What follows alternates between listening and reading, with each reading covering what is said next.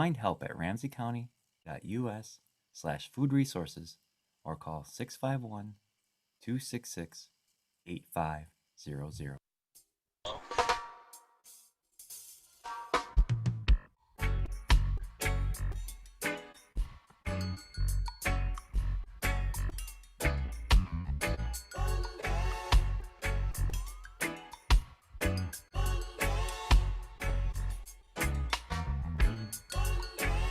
There'll be no rich, there'll be no poor. Classism will be no more. There will be no more racial war. They will respect us for who we are. Is it broadcasting from Insight? Is that where it's going to be broadcasting from? From Insight on YouTube. We're actually live on YouTube right now. On YouTube. Okay. Yeah, YouTube. And broadcasting live on radio at KFAI 2023 and KFAI.org for online. We will watch when the tables turn. One day, oh, one day, children. We will watch when the tables turn. Babylon borders will fall. We'll build bridges, no more war. And the world will be as one. Equal rights for every man. The Middle East will free from war. And the children free from scar. No more health crisis in Africa. No more racism in America. One day, oh, one day, children. We will watch when the tables turn. One day, oh, one day, children. We will watch when the tables turn. I'm Al McFarlane. Good morning, good afternoon. Welcome to Conversations with Al McFarlane. Glad to be here and glad to have you along as well. You're listening to us here on KFAI, FM 90.3, but you also may be checking us out on Facebook, on the Insight Facebook page. We'll be streaming later in the day to Insight News on Facebook as well. Our objective is simply to use as many ways as we can to connect with you, to share information, to create what we call robust conversations. I promise you that that's what we'll have today as well. I want to begin by saying that the general theme of today's program is education. And the program is going to lead to one discussion. And you'll watch me as we develop this, but the theme we're going to lead to is time of reckoning. The question of what it means to have a time of reckoning, healing, listening, and action. And I'll explain that as we go along. Let me first begin by inviting a new friend, a person that I've known for a long time, tangentially, but just reacquainted in the past couple of days. And that's Kevin Bennett. Kevin Bennett is an educator. He was the principal at Fair School in downtown Minneapolis, I believe. Is it downtown Minneapolis Fair, or was it? That's correct. Minnesota's first African-American male principal of the year. So it's an honor that I'm proud to carry for our community. Well, I'm proud to say that our connection includes the fact that you were the educational leader for my granddaughter, Dominique, and she is, I think, a shining example of your tutelage and leadership and the dedication you place on the lives and well-being and future of the children whose lives you have impacted. But I called you today, Brother Bennett, because we connected a couple of days ago about your experience as a parent. And you're kind of upset right now. And I thought it's worth sharing what's making you mad right now, so that, number one, the people in education that you believe are not hearing you, not listening to you, not seeing you, that they have to respond to your concern, your parenting, your leadership, and you want to shine a light, call attention to what can be a breakdown. So let me have you tell the story about your daughter's experience as a dance student in the Edina school system. Yeah. Thank you so much. I appreciate the opportunity, Al. Hello to everyone else on the panel who's here today. It's a pleasure to be with you all. Familiar with the work of a number of you, and again, just greatly pleased to be in this conversation with you. I'm an educator, but first and foremost, I'm a parent. I love my babies like everybody else. I'm co-parenting, a situation that a number of mothers and fathers experience. And my daughter is a student in Edina, 7th grade. She's only 12 years old. She wants to dance. She loves jazz, tap, ballet, hip hop. And she's in the dance program. And last week, I got an email from the head dance coach saying that the Minnesota High School lead indicated that all students must wear a mask to perform in competition. I have no issue with that. Understand that came out. The challenge that developed is the coach sent an email to families that said, if you want to order a mask that you are comfortable with, you have 24 hours to notify us, because we have purchased masks for all of the dancers, and we purchased them in beige because we believe that matches most of the dancers' skin tone the most. They actually wrote that in an email and sent it out. I started to breathe, as my brother Resma teach me. First thing I need to do is breathe, stay in my body. I took those steps to make sure that I'm centered. I reached out to the coach. I responded and asked for a conversation. We got connected, and I asked her several questions. How did you reach that decision? How did you get to that conclusion? She said that her and her coaching staff, which is not diverse, and a few parents thought that that was the best decision. I said, were there any Black or parents of color who are in this leadership group to help land on that decision? She said no. I said, I'm volunteering myself. I'm not, reaching out to lay my frustrations on you.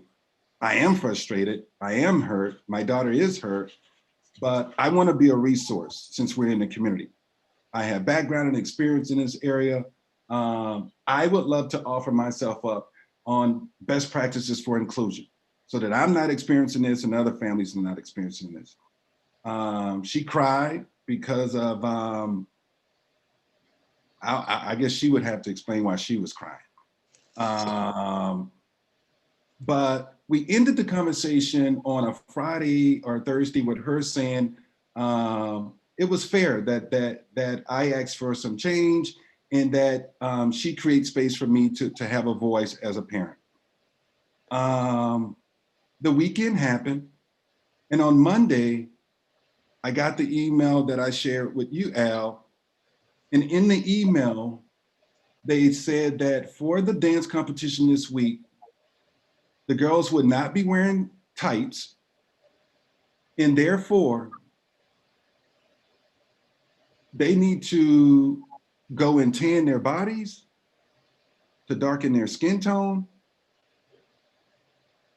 or use Jergens to darken their skin tone as soon as possible.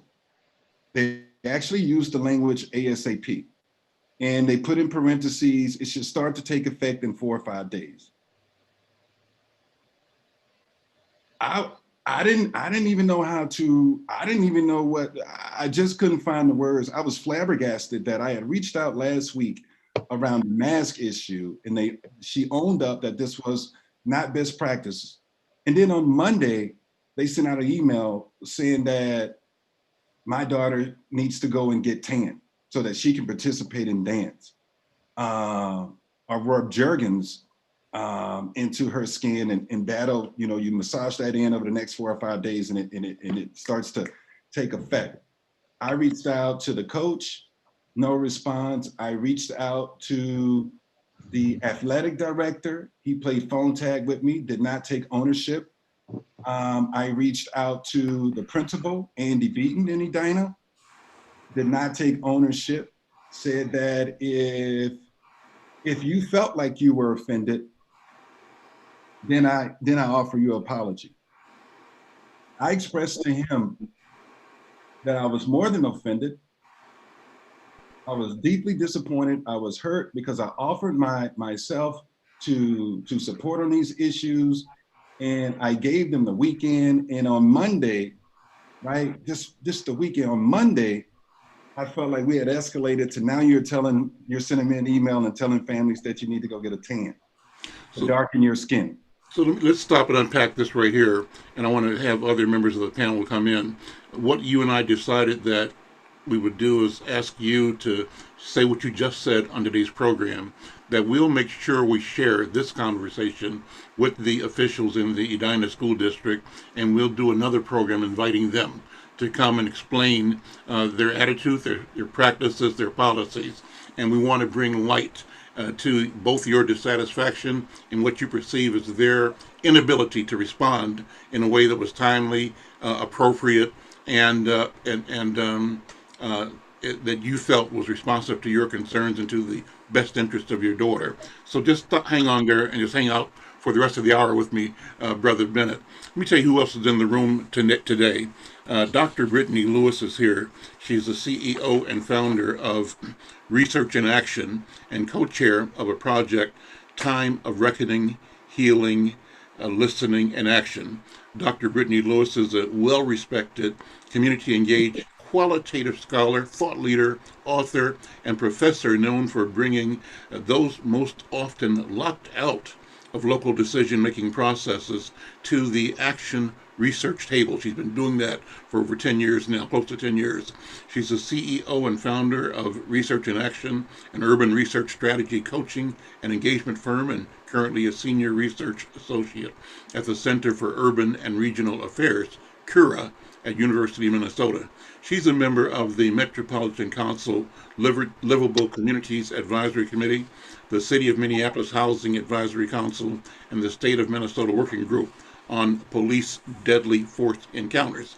In addition, Dr. Lewis was sought out as a board member for the Minnesota Legal Rights Center and for Minnesota Housing Partnership, and her expertise was featured in documentaries such as Jim Crow of the North in 2019, and one entitled A Fiery Unrest, Why Plymouth Avenue Burned, that was produced in 2019. In 2020, she was honored as a Bush Foundation Fellowship awardee. She became a History Makers at Home awardee from the Minneapolis Civil Rights Department, and she was named to one of the top 100 leading black women by the Minnesota Black Chamber of Commerce. Her colleague is Dr. Joy Lewis. Dr. Joy Lewis is the CEO and founder of Joy Unlimited Coaching and Consulting, and of the Orange Method of Radical Self-Care, which is healing justice, and radical hospitality, social justice. Dr. Joy is the author of the wildly successful book, Healing, the Act of Radical Self-Care. Her work is deeply informed by growing up in East St. Louis, Illinois, and grounded in the notion of healing justice. She's a body worker for the collective body, systems, and individual bodies, the self. She has, Dr. Joy, she's called by most people, has holds space for the discovery of critical pressure points for liberation and healing from trauma through radical self-care. She is also highly sought after as a mediator, a coach, a community healer, a social entrepreneur, and facilitator of liberation locally, nationally, and globally. And after a 20-year career in higher education, she now describes herself as an artist activist, formerly known as Dean Lewis. She's on a mission to put healing in the hands of everyone, everywhere. She's unapologetic as a instigator. She says she's a joy instigator and a healer for healers. a certified Kemetic and hot Vinyasa yoga teacher, and a facilitator of meditation and mindfulness. She's also founder of Community Coach Program and Healing Justice. She offers courses in coaching programs, healing circles, workshops and retreats on radical self-care, social justice, and the business of healing for emotional laborers and social justice activists and active advocates.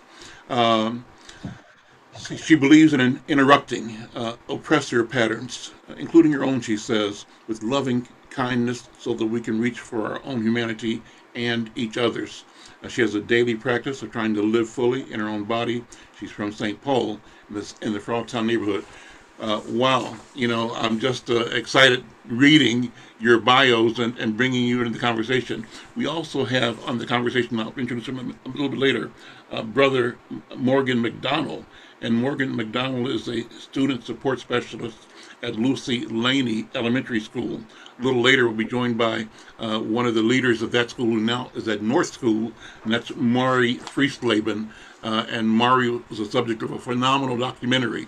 And so my goal was to have Morgan talk about what he's doing right now at Lucy Laney, put that in the context of what Mari has done at Lucy Laney and now continues to do at North High School. But all that leading to the question of posed by Joy and Brittany, and that is the question of what's the right word for it here? To my notes.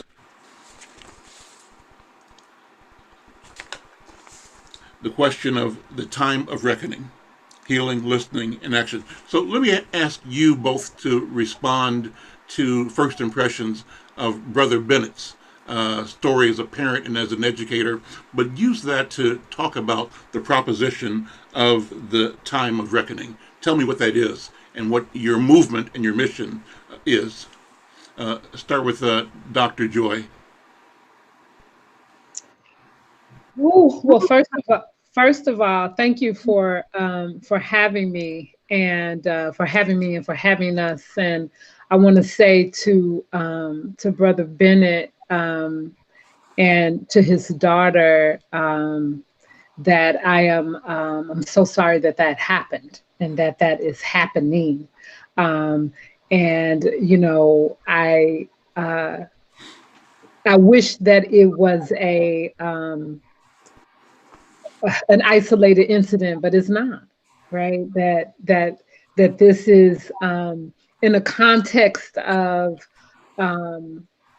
so many things that has happened, and that our work, as we talk about sort of a time of reckoning, because it is in the context of the historical and present day trauma that these things continue to happen. And that's why, whenever you said, you talked about Brother Resman said, let's just take a minute and breathe, because we have to get in our body, because, we often talk about, people talk about sort of post-traumatic stress syndrome. Well, for us, it's really no post, because things just keep happening, right? And so we never have a moment for there to be a post, because as you said, look, I just had this conversation with these people on Friday, right? And now, it is Monday. And then we write back. Not only is it still the continuation, but it's it's escalated. So we don't ever get a chance to get to a post, because it just is the confluence of things. And so my response to that, I could feel it in my body, right? Like I had to take a minute, and it's like, are you serious right now? But of course, I know that you are, right? I know that you are, because there is a way that there's a disconnect, that it's as if, she's crying. What you crying for, right? Like we are the ones who are, seriously traumatized, and she's crying because, I understand. So I said that it also is about it's about us interrupting oppressor patterns, right? So we can reconnect all of our humanity, because her humanity is is interrupted, right? You can't even get into your humanity. You can't even see what actually is happening. And this isn't about an interpersonal situation. This is about what's actually happening at a systemic level. So when these microaggressions, really that are macro microaggressions that happen, that whenever it's happening at the level for you and your daughter, that then they continue to have these things happening. So as we look at the work that we're doing around the criminal justice system, this is why we said it has to be also in the collateral consequences of all of the other systems that it also affects: the school system, the housing system, the, it affects all of it because it's so insidious, right? So as we think about this, because they're not seeing our humanities, right? They're not looking at how the kinds of things of not looking at us in a human way. And so as we looked at this project, it was important for us to say, like, no, we're not going to only look at the criminal justice system. We want to look at all these systems, and particularly here in Minnesota, and centering Blackness and Black liberation. So as you are dealing with what might look like an individual situation, that we can situate and look at these policies and practices and be in a situation where we can say, no, no, no, no. Let us look at these policies and practices and deal with them from a situation where we can deal with the heft of it, and you don't have to deal with it as just as an individual parent by yourself. But how can we take those policies and practices and say, no, school district, no, housing, no commissioner who's dealing here. We want to look at this on a larger scale and say, how do we make sure these things don't happen on an individual level? So that's my first response. I'll turn it over to Dr. Brittany. Dr. Brittany, good afternoon. Good to see you again. Always a pleasure to be in your company. So jump in there, but in the process, talk about the creation of Time of Reckoning and, what the mission, what the vision, the value proposition is. Yeah, story, very personal story about what your daughter is going through and what you're going through as a parent. And it really directly aligns with kind of both the model under which the Time of Reckoning is framed by and who we centered in our first town hall.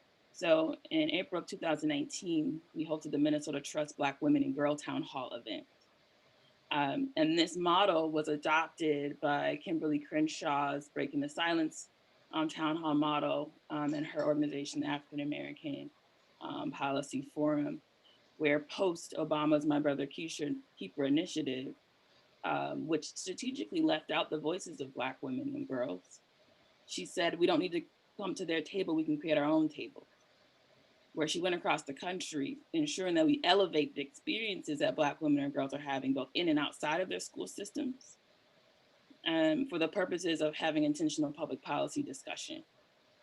I also want to note that when we brought Dr. Crenshaw and we adapted her model to a Twin Cities context, I also worked with and developed a youth action research team of Black girls.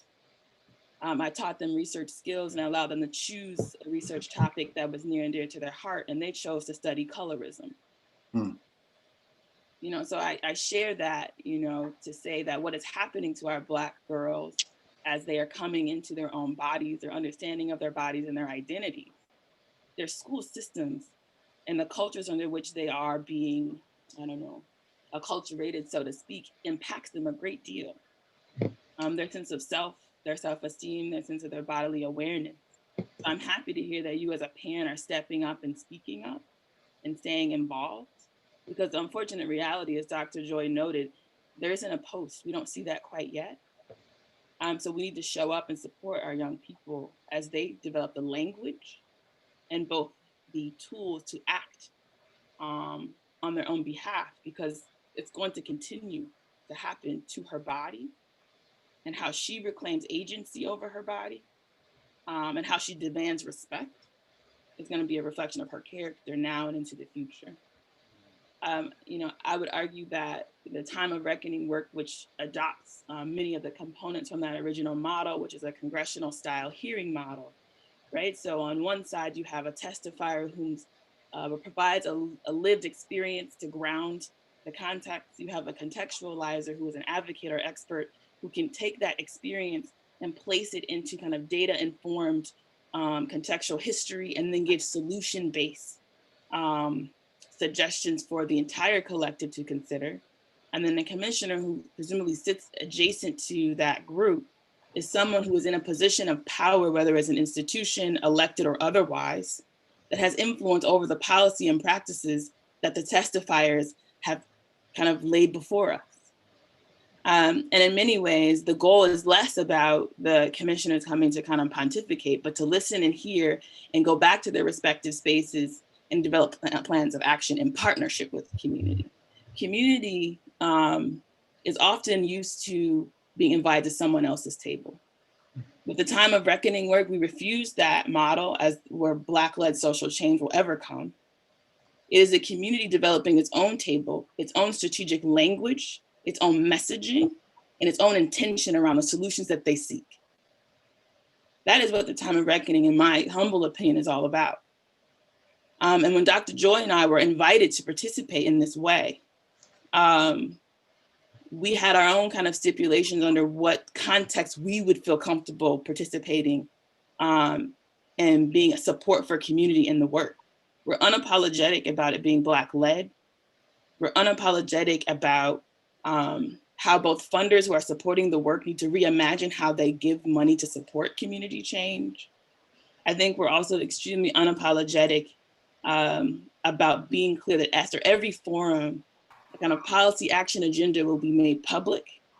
We're holding commissioners accountable to going back to respective institutional departments to develop plans of action, where at the end of the forum process, commissioners will come back and report to the community. We are no longer coming to your table. I'm not invested in that. Because when you're at your table, we're on the chopping block. So this model is really challenging a lot of departments and other funders to think differently about what it means to partner with us. It really is challenging us to be fearless, unafraid, competent, confidence in our competence, and in our right and in our responsibility to describe reality, to believe that what we think, what we feel, what we know, what we have lived has value and must be part of whatever decisions that go forward that affect us, that we are co-creators of the future and that our voices and our bodies matter. You know, Dr. Lewis, as you were speaking, you took me back to my experiences in Ghana, and I made several visits in which I visited the Ashanti leadership, one of their traditional Thursday great sittings. And it was one in which if there was a dispute between members of different families or within a family, all the parties came to the Thursday hearing, the seating, and everybody argued their position. You know, the people that were in conflict over, say, land issues or you know, money issues or fidelity issues, anything. But it wasn't a question of two people mad at each other or a person in a business. It was a question of that person and everybody around him and her, meaning your mama, your daddy, your cousins, your neighborhood, people in your block all had to show up because you're part of that network of community. And those that accused you, it wasn't about the accuser feeling personally aggrieved. It was about the context, right? And what that did to the network. And so the entire society, or representatives of the society, listened to the arguments being presented by both sides, and the entire community, through this process, through this protocol, had a say in weighing the truth and the arguments presented by both sides and making a decision that both sides had to agree to and live with. So what I'm hearing and seeing is a model that, in my view, you described it as a congressional hearing, but the dynamic of engagement and outcome and of public ownership of the outcome is what you're presenting that's new to us. because we've been left out, excluded from both determining the setting, the nature, the lens through which incidents, issues are examined, and out of weighing whether or not the consequences of decisions really reflect our intent, our desire. What do you think about that? I feel like you very accurately described our intention, how we're moving, how we're leading, and how we aim to support community in defining the agenda and pushing that agenda with community support and backing. I mean, that is the ultimate goal and outcome that we seek. Yeah, and I would also add that a piece that you picked up on, and what Dr. Brittany shared, and I really want to put a fine point on it, that one of the ways that we often get left out is in the way that the funding structure has been put out. You know, that there is things are decided by the way the RFP process is put out, that the agenda is set based on how foundations or by the government decides, like, oh, we're going to put out an RFP and then we have to apply for that. And we said no. And we put together what we called a reverse RFP, that we decided that we're going to set the agenda and that we wanted to invite folks to invest in the agenda that we as Black people were putting forward, and invite folks to partner with us so that the agenda would be set by us, and by the us meaning the community,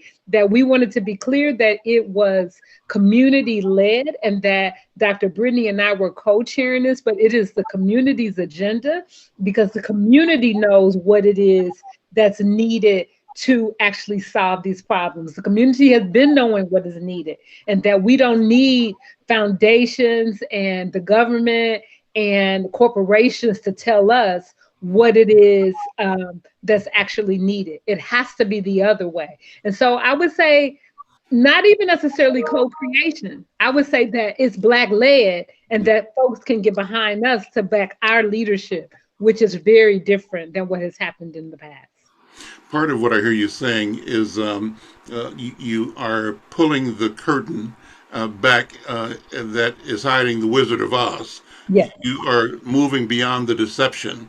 I had a guest on a few weeks ago who talked about this question of philanthropy, the philosophy of philanthropy.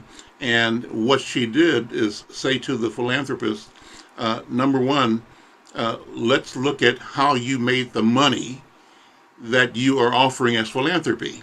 Yeah. That if you're committed to giving 5% or 10%, and we're supposed to be grateful and genuflect to get a portion of the 5% that you distribute of this fund, but you're not looking at the fund itself. Right. The process that created this ability to disperse 5%. And that is what has to be examined, because as often as not, the mechanisms that created the fund are mechanisms that disadvantaged, destroyed, killed our people. Yeah. The wealth machines are ones that were built on the theft of labor, theft of wealth, the enslavement of our people, and the exploitation of people around the world. So it's really demanding and allowing you and us to approach everything with a different confidence and fierceness, I think. Let me bring two more voices into the conversation, and then we can all join. Morgan McDonald is here. I'm glad to meet him and have him on the program. He is the first responder of discipline at Lucy Laney School. He handles suspicions and behavioral referrals, and he's out of Chicago. And he says he has a relationship understanding of the trauma that his students face. And he credits his mentors and coaches with helping him find a path as a college graduate. And he's driven to give students the same hope that inspires him to be an educator. And what he's known for is using boxing as a method to help his students diffuse anger. And when I got the note that Morgan McDonald was going to join the program at Lucy Laney, I just thought about the shows I watched recently featuring the phenomenal Mari Friesleben. I listened and watched with just I was, what's the right word? Fixated on every word, every idea, every frame of this story that talked about Mari's work as the leader at at the school where Lucy Laney School, where Morgan is now. And so I wanted to have Mari and Maury's now at North High School. So my goal was to have Maury and Morgan on together. And this conversation with these educators, researchers, and scholars is a perfect way to have this conversation. I'm Al McFarlane. This is Conversations with Al McFarlane. And I want to thank our listeners on KFAI for being with us here today, and also those who are watching on YouTube, Facebook, other social media. But Morgan, let me ask you first of all, good afternoon. Thank you for being here. What drives you? How do you describe what you do for students? And as you answer that, think about the concerns that Brother Bennett has already mentioned about the inability or the resistance to his parenting and the school responding to him as a parent. Morgan, go ahead. First and foremost, I want to say thank you. It's an honor to even be in the same, can I say same room? Same room as you guys. I'm honored. So as far as what you went through with coaches and your daughter, it's disrespectful in so many words. And the way me as a parent, because I'm also a parent, I have a daughter, she's 17, about to be 18, Patrick Henry, so I understand. But as far as like a whole team or organization to actually almost in so many words look down on a particular color of skin, right? During this particular time, it's a slap in the face. That particular coach cried. I feel that she cried because she knew it was going to happen. She knew that you was going to email her or text her or call her. She was hoping you didn't, but she did. And she cried because she was ashamed to even ask you that. At the same time, me as a parent, I'm reversing that question. I'm putting myself in your shoes right now as far as the coach, and I'm asking you, take your daughter, your son, let's make their skin a little darker. Because this neighborhood that we're gonna go to, their skin need to be a little darker. And see how she feel about that. Ashamed? No, don't be ashamed. No, don't be ashamed. How do your daughter feel? Those particular students or participants on that team, them her so-called friends. We're not talking about the parents, we're talking about the friends. What do they think about this? Are they on the same page as their parents? I guarantee not. This is a whole different era of minds, whole different era of thinking. And for you to ask that question or present that, nah. It's shameful. It's shameful, as just like what happened a couple of days ago. How we seen a particular group of people storm a building, and if it was a different color shade in the skin, we know that there would be plenty of body bags. Now I apologize for saying that, but I don't apologize for saying it because I know a lot of people are thinking it. If those people were all black, if they're all colored, it'd be a lot of body bags. And it's shameful and it's disrespectful to even ask a parent that. Mari Frieslieben, you didn't catch the first part of the program, and you really, but I'm glad you're here. First of all, thank you. I want to tell you how much I enjoyed listening to you and watching you as the leader at your school at Lucy Laney, and congratulations on your transitions over it's been a while now, but I'm glad that you're doing the same thing at North High. Talk about what that film was about, number one, what you were trying to do, what you did do at Lucy Laney, what you are doing at North High School, and about your response to Dr. Joy and Dr. Brittany Lewis and their declaration that this is a time of reckoning. How does that show up? Because I think that also captured the spirit of your attitude and your insistence on behalf of your students, your parents, and your community. Good afternoon, Maury. Good afternoon, and thank you for your grace in letting me sign on late. I try to be on time, but there was no way on this one. And so your staff, Al, was great, and they were like 1:30 works fine. So thank you. I agree with Morgan. It's an honor to be in this. I won't say room. How about Zoom?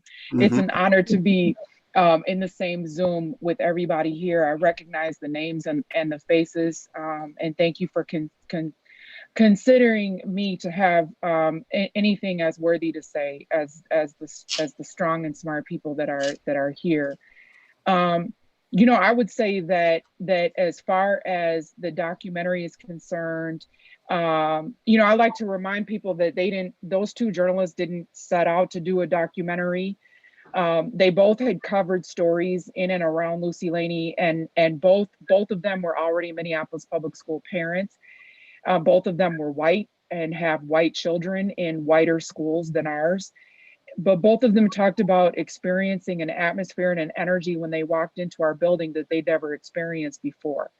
And they said, we just can't, what is happening here? This doesn't feel like school. Not only does this not feel like school, but out of all the children in America that we think should be the saddest, why are these the happiest?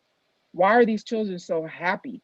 And they weren't able to, I think, articulate Black joy at that time, but they were seeing it and experiencing it. And they were seeing and experiencing Black and brown children that were more joyful and more happy than their white children were at their white schools. And so, the juxtaposition of that stuck out to them, and they wanted to capture it. And so originally, they intended to just kind of create these little mini stories to share every week or two. And then I would say halfway through the year, probably right around this time of the school year, they were like, we have a story. And so, they went on to do a documentary. It wasn't really approved. Not quite sure how I'm still employed.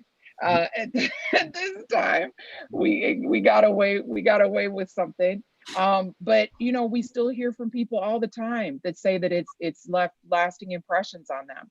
And I feel strongly. I tell my colleagues all the time, we're not in private education. This is public education. Anybody that wants to see what's going on in here should be able to see what's going on here. We don't get to stop people at the door and say, oh, no, you just wait out there. We'll let you know when we're ready. This is their house. And when you look at, to answer your question about the Dr. Lewises that are on here, when you think about a time of reckoning, the period of time, look, there's always, when it comes to education, there's always been a quote unquote achievement gap because we didn't write the rule book. Okay. So when you think about the time when our children, our Black and brown children, were really experiencing the greatest amount of joy, and when they were closing the quote unquote gap as quick as they were, it was really pre-Brown versus Board of Education. And that's a whole other, whole other show, I'm sure. But there was a richness happening in those schools. There was a beauty happening in those schools. There was a rootedness. There was an ownership. There was an investment. You had Miss So-and-so and Miss So-and-so that was cooking lunch. And then you had Mr. So-and-so that was getting kids to school. And then it was a collective familial experience. If you did something, everybody was going to tell on you. And that your mom was going to believe your teacher because they went to church together. And why would that lady lie to me? Right. And so there was just this whole other atmosphere. And the kids were not able to, milk a system, manipulate. They just had to go there, meet some high standards. Those Black teachers were licensed. Yes, the facilities were despicable and shameful, but the energy and the atmosphere was rich and rewarding. And do you know that when Brown versus Board of Education, those licensed teachers that had signed a contract and that paid their union dues were not covered by their union, and they were misplaced, they were let go, and they were replaced with white teachers that did not have teachers' licenses, and those same white teachers without licenses that had no experience, that were growing towards their licensure, were put in the back of the school with the Black kids in the white schools. And that's the legacy that we walk in. That's the atmosphere and the energy that so many Black families still feel today, but they can't put their finger on it. I'm walking into a school. Why do I feel this way? It's because you're walking into a school that hasn't broke that generational pattern from years ago. And so it's my determination that whatever school I'm in, that generational history and that generational pattern is not going to continue. That's the reckoning, right? That's the reckoning. And I would go so far as to say, I'm ready for reparations. And I think the reparations come in all different ways, shapes, and forms, but I'm tired of talking about it. I'd like to see it. I'm putting people on notice. If you haven't seen 1500 James Avenue North, where North Community High School is, where people send their children to, we should be ashamed that this is the facility that people walk into. It looks like a prison. It's dark. There's no windows. There's exposed. That, look, reparations, that's the type of places reparations start with. That's where you begin to reckon with people. That's where you begin to take a camera around here and say, this is how you think about our kids, and we're not going to be quiet about it. Dr. Joy, you're taking notes. So Dr. Joy, I see you taking notes, I think. What are you thinking?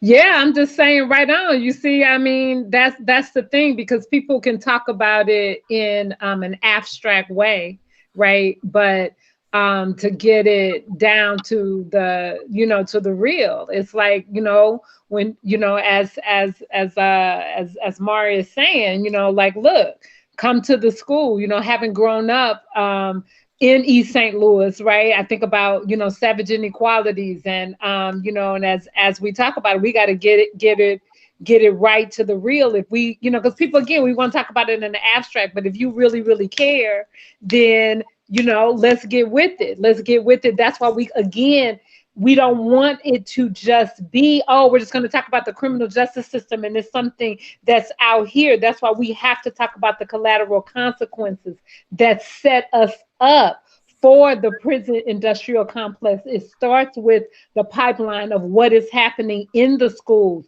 what is setting it up to say, this is what we think about you.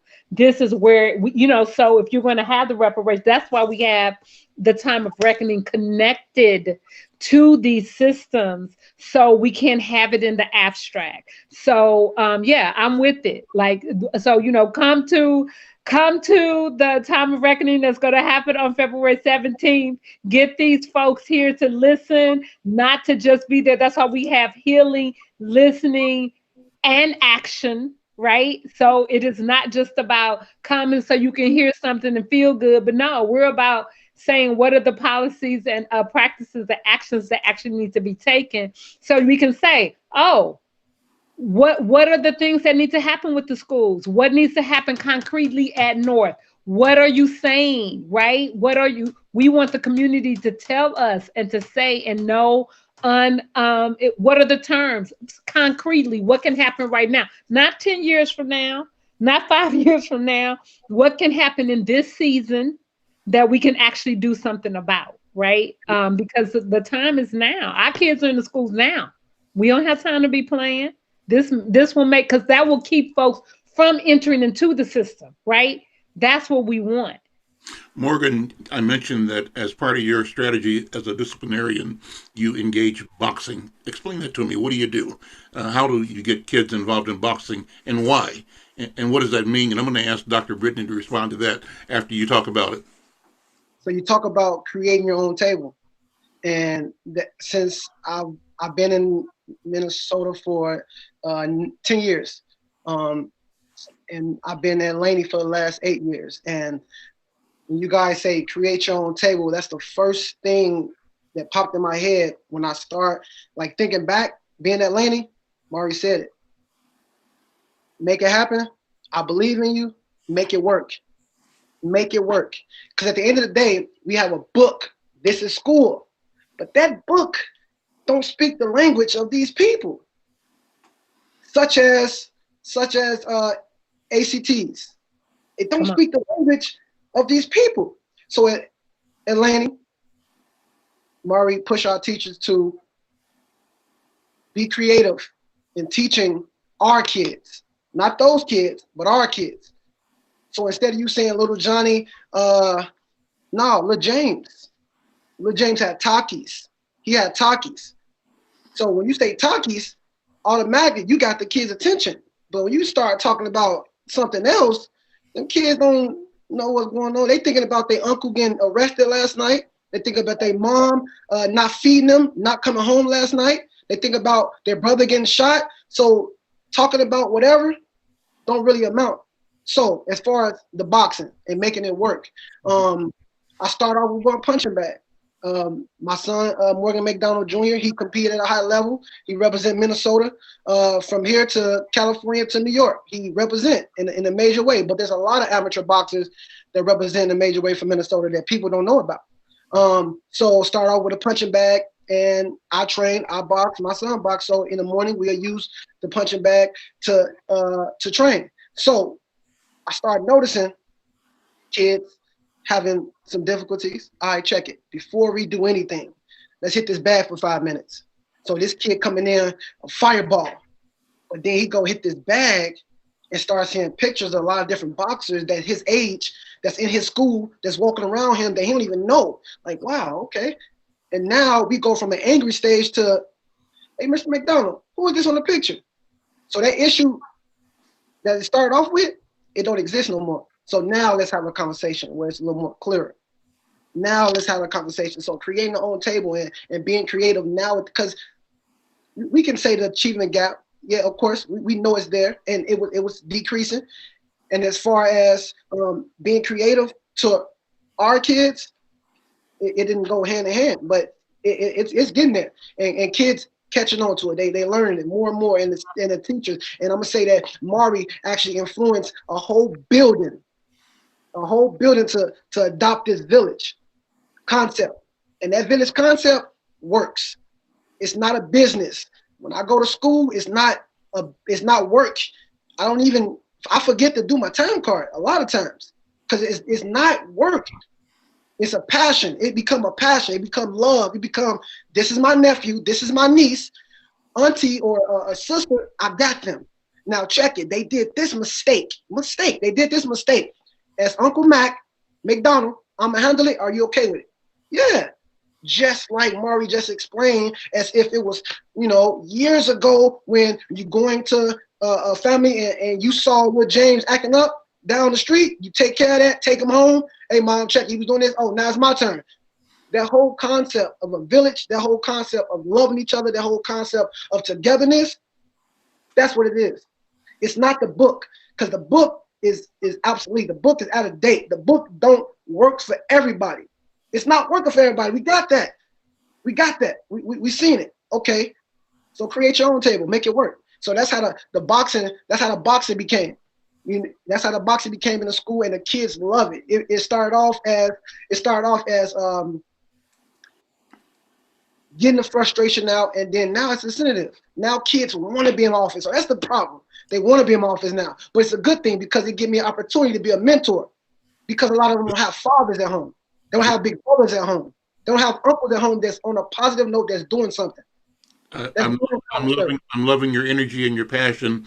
Let me switch over to Dr. Brittany Lewis. And Dr. Brittany, sort of build out of that, again, contextualize that success that he's describing and his approach to the challenges that individuals have. And these are challenges that our communities and our families bring to the classroom, to the building. But he's found a solution, a strategy, a response that honors the child and honors the situation in a way that says this is resolvable and healing can come out of it. That's what I'm hearing him say. So how does that fit within the notion of the Black family being centered in the Time of Reckoning series? And then wrap it up, if you would, just talking about, the whole notion of criminal justice and culture in Minnesota. Where do we go? Where do we need to go? Glad you asked this question about, the focus that the leadership team and the core team decided to make about the Black family. So there are 5 forums. On the very first forum, you got to meet the Black women and girls in the family. second form will be the Black. I think Third form, can you hear me? We we kind of lost you for a second. We lost you for a second.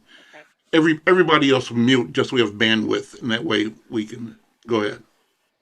So at the third forum, we get to meet the cousins.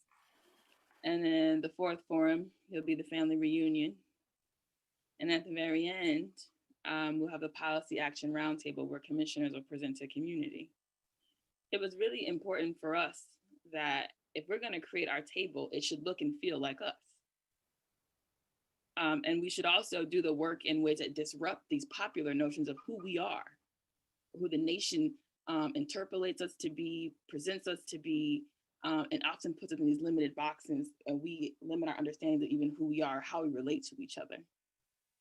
So we also need to make this our own. So as you talk about what it means to show up for young people in historic school spaces that never were about teaching and loving them in the first place, we also need to take that approach when we reimagine the table. The table has to help us reintroduce ourselves to each other, because let's just be clear, everything in our culture and our politics makes us create divisions and tensions across and between one another, from youth to generational struggles to gendered struggles to questions of sexuality, etc. So how can we be reintroduced to the family? And then how can we disrupt these popular notions about who we are? So that Black family framework was really intentional. I also want to make note of these kind of 4 pillars that frame our work. So there's a reckoning component, which requires that we face oppression, induced historic trauma created by harmful criminal justice systems, but also its collateral consequences. So the politics of being within a jail or a prison system is one thing, but the politics of reentry and gaining access to housing is another thing. Systems also, our educational systems and the school to prison pipeline, how our juvenile probation processes and the policing of Black children within those walls, there are also systems. Child protection is another system of criminal justice. We want to think intersectionally and way broader about what criminal justice even means.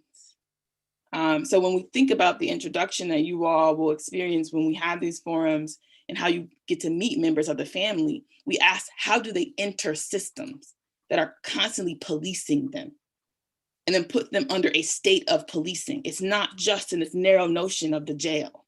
It is much deeper than that. So we push back a great deal on, whether it was others' interest to make this just about the criminal justice system. Let's just be clear, the Black family is encountering systems and systems of policing far beyond the jail. And if we neglect the ways those things intersect, we forget completely what's more important here. It's kind of part and parcel to our lives, how we're being policed across spaces and places constantly. The healing justice component. I hear so much about what Mari and Morgan are sharing about healing. It asks us to embrace our need for radical self-care and social justice as we confront our traumatic histories. The forums are not just for the purposes of producing strategic policy actions led by community. It is a place and space for us to start the process of healing together on our terms, not someone else's. Listening invites us to develop shared meaning and understanding so that we can develop those steps together. Because I think sometimes we've lost one another or we're speaking past each other. And action. How do we transform our shared ideas, our shared understandings into concrete strategies? Those are the 4 pillars of the work. And I see so much synergy between the model on the real time that you all are doing in schools to help our young Black and brown children show up as their full selves in a system that really was never built for them.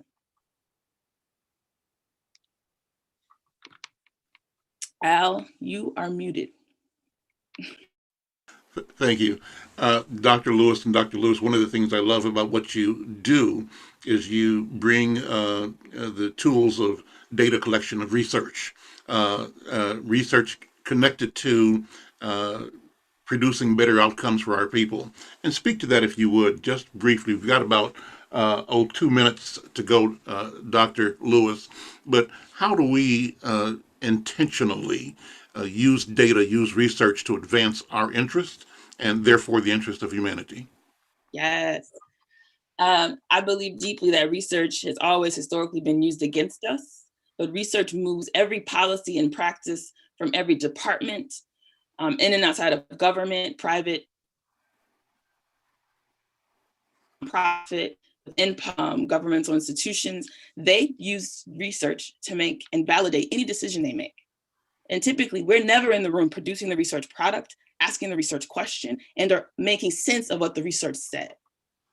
It is rare that we are in a space. We're often the subjects of research. Mm-hmm. And then they come into our community, they have the community meeting, they tell us about ourselves. They collect some data on some flip charts, and then they say they engaged us, and they do what they want to do anyway. I would argue that research has the power to change dominant narrative. It has the power to create mythologies. Because let's be real, there's been so many mythologies about Black bodies that have been reproduced into policy. Think about the history of welfare reform. Every policy and practice in this country was used, and data was used to validate our lack of humanity. So now let's create our own data. Mm-hmm. Let's develop the research questions. Let's create our own studies and come to the table with our own data. Because I guarantee you they're never asking questions how we do. So when I contract with city governments or nonprofits or others, you would be fascinated the ways in which the lens in which I take in partnership with community completely disrupts anything they believed they knew, what they assumed about who we were. And then they can't refute data. And let's be clear, these are languages. These are all linguistic languages. Data is a language, and they're using it against us. You know what? We're out of time. This has been a great conversation. Mari, I'm going to take 30 seconds, though, to have you invite people into the work in the world as you did at North High School and sort of wrap up. And I want to thank Brother Bennett, because we're going to come back with a follow-up with officials from Edina to talk about your story and what we presented today. But Mari, throw the final word to you. Well, I just want to say that we're still standing.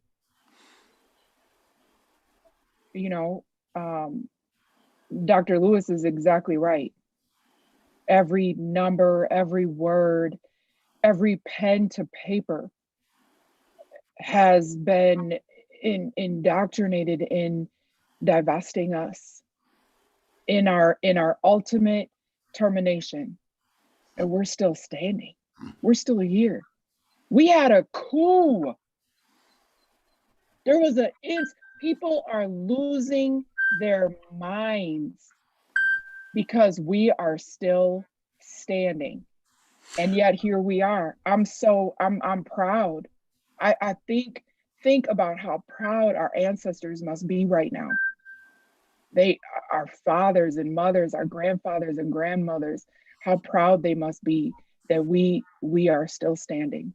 Listen, I think I'm getting called because I'm past my time, but I want to thank all of you. Thanks to Lady J for giving me the extra minute or two. I'm Al McFarlane. This is Conversations with Al McFarlane. We'll see you next time. Bye-bye. Thank you, Al McFarlane, for Conversations